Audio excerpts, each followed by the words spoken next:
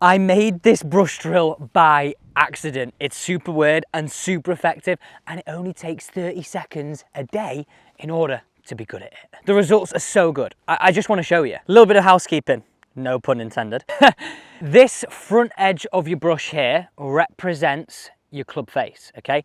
This bottom literally represents the bottom of your driver, okay? So picture them like that. This is when I stumbled across it. I was thinking, what's the best way an everyday golfer that doesn't have much time and really wants to improve can actually work on their swing? Well, if I set up like this and grab this brush as if it was my driver, if I'm making an over the top swing, look at the direction of my brush, of my bristles relative to the ground. They brush to the left and I come across that golf ball, okay?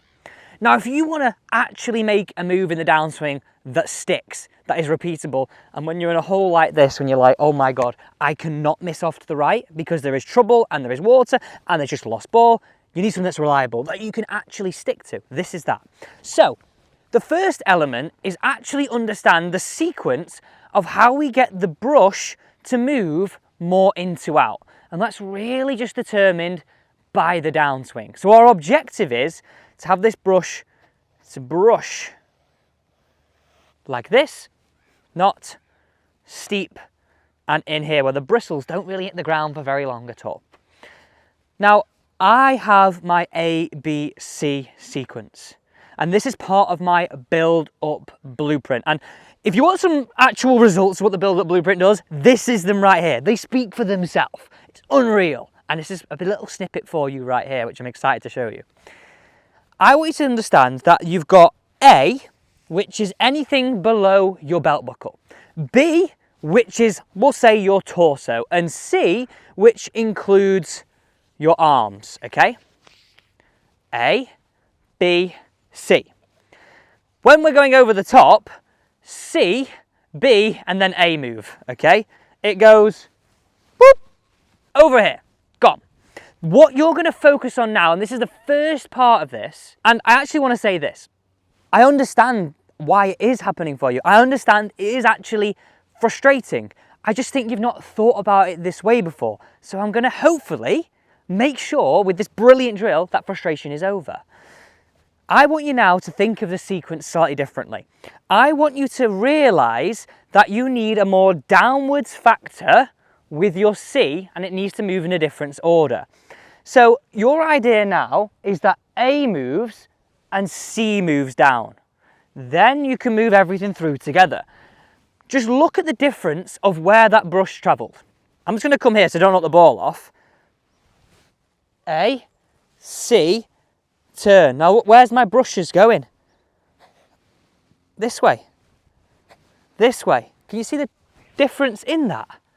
I'm starting to brush completely differently. Yes, it's very, very exaggerated, but it doesn't look like that when you get a driver. This is just getting you to think about the sequence differently. So let me show you that one more time with the sequence, and then we'll get into this next bit, which is crucial. It's all about that little minute adjustment we have to make with the club face. Because I know. This is why you've actually in the past, shallowed the club well, but never got the face to close. And if you shallow the club well, but never close the face, you'll never believe you're shallowing the club. You'll just think you keep coming over the top. We're up, we're A, and C. And look at this move now. Boof, and through. Please, 30 seconds a day. You won't believe the transformation. So let's digress. I want you to understand that if you hold the brush up here, this would be very closed, because look where my brush is pointing at impact. This would be very open. Look where my brush is pointing at impact. I'll just grab my golf club so you can really see. I'll make the same move here. If I twist to the left, my club face is very closed, points left at impact. If I twist to the right, my face is going to be so open at impact. So now imagine I shallowed it well, but I didn't close the face. Oh my God, you're never going to believe you're shallowing it because it's going to go further right than it was before. We don't want that to happen. So this is the little minute adjustment that is the aha moment, which is what we saw as actual evidence within the build up blueprint. And this is why students have actually broke 90 for the first time, because they trust in this and they can take it to the course. So if we hold this again, I want you to feel, as we're getting A and C to drop, look at the little minute adjustment I'm making. Now what this is doing is closing my club face to start to get it to release. What a lot of students do, they open the face, they twist to the right. Now look at my brush bristles. Where my club face is going to point. Look at them, they're not even touching the ground. This little bit here is maybe glancing it.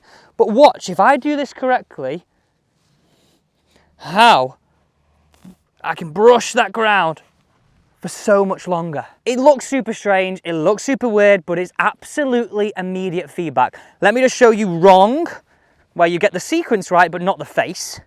When we get it perfect, which is what you're gonna do now,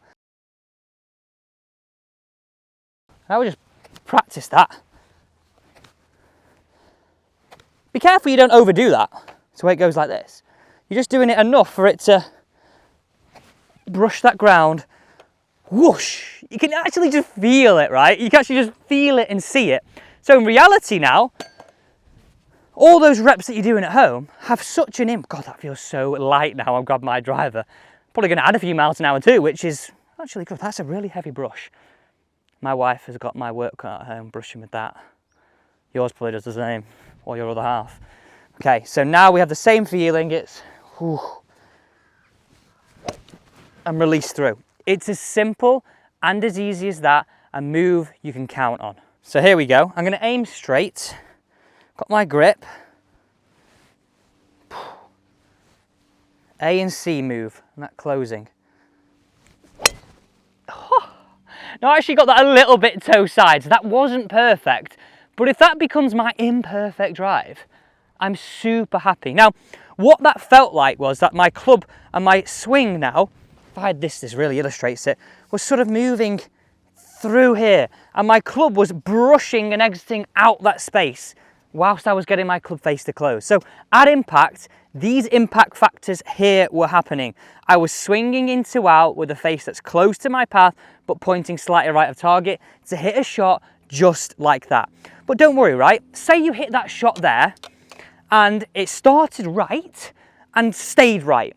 You know you need a little bit more of that minute adjustments. Those bristles of the brush weren't brushing for as long as they wanted to. If you hit a shot where it starts left and goes left, unfortunately, you didn't get the sequence. You maybe squared the face, but you didn't get the sequence because look, for it to start left and go left, I'm swinging left and my face is pointing left. Your feedback of the shot shape we're really looking for is one that starts right and comes round. I actually don't really mind if you start it quite right and it curves quite left, because I know you're overdoing what move you need to bring into your swing. So just a few areas for you to troubleshoot at and look at for when you're out on the golf course. This is a simple golf tip that really sticks. I know it's super weird, but it's super fun to try and do 30 seconds daily at home.